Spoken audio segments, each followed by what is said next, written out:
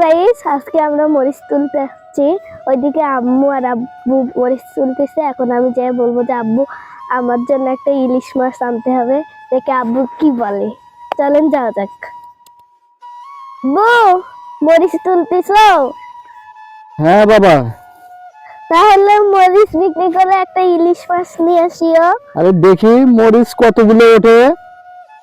মরিচের দাম যে ছিল আগে সেই হিসেবে মরিচ বেচে তো ইলিশ মাছ আনাই যেত। আচ্ছা, দেখো কতটুকু হয়। 2 কেজি ইলিশ মাছ আনবা। 2 কেজি ইলিশ মাছ খাবা? ডিমেলা ইলিশ না এমনি ইলিশ খাবা? ডিমেলা ইলিশ। বাবা বেটে তো চয়ে গেছে রে। হ্যাঁ, 2 কেজি ইলিশ মাছ, তারপর আবার ডিমেলা ইলিশ মাছের দাম জানো?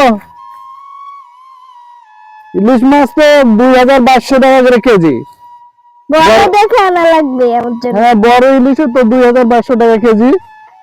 আচ্ছা, মেয়ে যখন খাইতে চাচ্ছে আনতেই হবে।